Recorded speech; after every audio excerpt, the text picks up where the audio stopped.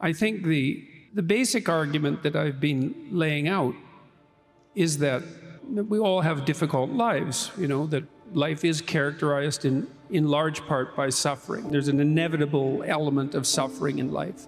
And not only is life sorrowful in part, but it's also touched by malevolence, and malevolence of each of us and the malevolence of our social creations, our societies, and even in some sense the kind of blind malevolence of nature. And it's a demanding occupation to exist as a human being, and you need something to sustain yourself through that.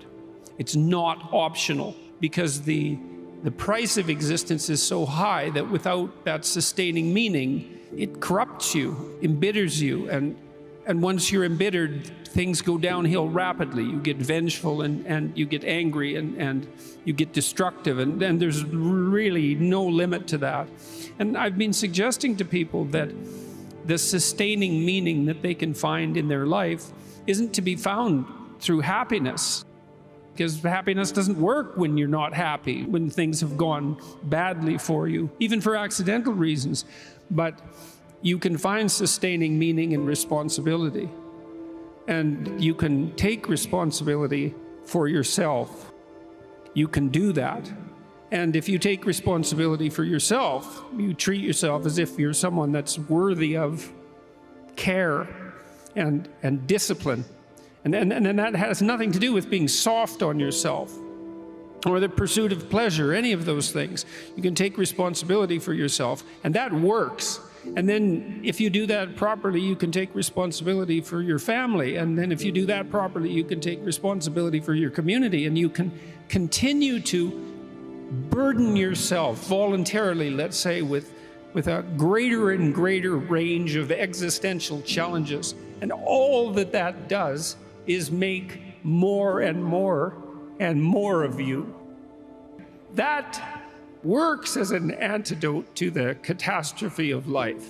People need a purpose in life. You need a purpose neurochemically, because without a purpose, you don't feel any positive motivation or any positive emotion. Like, our positive emotion is linked to our pursuit of valuable goals. That's how our brains are set up. And so you need that positive goal, and also to stop you from being unduly uncertain and anxious because nothing is specified enough. And you need something to run away from. And so you can run away from the worst in you. You can escape from the worst in you, and you can move towards the best in you. And a good first draft aim for your life is incomparably better than vague, nihilistic hopelessness. There's more to you than there is to what faces you. For me, as a clinical psychologist, I've always looked at things in some ways from the opposite perspective of most. It's never been a mystery to me why people are depressed. It's never been a mystery to me why people are anxious and unsettled. The mystery is how it is that we can conduct ourselves so that can remain under control. I mean, people deal with very heavy burdens in their life. You don't have to talk to someone for very long. Someone you might be thinking is doing quite well in the world, and sometimes people are.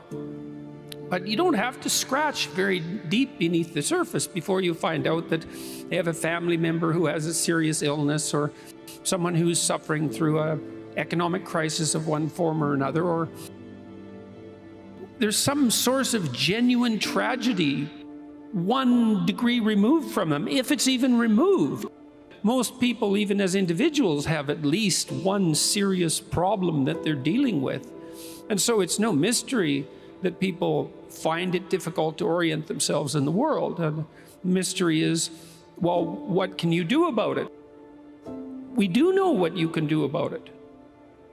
If you're a psychotherapist of any sort, particularly a behavior therapist, what you help people do is to identify their problems. That's the first thing, is to confront what's there, the reality of what's there, as bluntly as possible. And so you often end up as a psychotherapist talking to people about their array of problems. It's as if they're putting their cards on the table. And you sort out their problems. It's like, and no, they often decide that many of the things that are bothering them are not really that important. They can wait, but that there are crucial life challenges that present themselves to them. And they're not just psychological problems, although sometimes they are. They're problems in life, right? Existential problems. And then what you do is you help people break them down into manageable units, let's say, strategically, and confront them voluntarily. You have an unavoidable mortal burden to bear in life. There's no escape from it except to directly confront it and to take it on voluntarily. And what's so fascinating about that, two things. One is that psychotherapists of every stripe understand that this is one of the primary reasons that psychotherapy works. There's no dispute about that among all the different psychotherapeutic schools, is that the confrontation of existential problems, voluntary confrontation, is curative. And that's really something. There's far more to you than you think, because it turns out that you have substantial problems, genuine, deep problems of malevolence and suffering, but that if you decide that you will take that on as your responsibility, that you can put yourself together psychologically, just the courage, and you can actually solve the problems. Dark as things are, there's more light in you than you know what to do with, and there's more light in you than you can possibly manifest. And the way to find that out is to challenge yourself against these massive problems and to find out that you're the one that can deal with them. If you confront the potential that's in front of you with truth and courage, that what you do is you take what could be and you transform it into what is.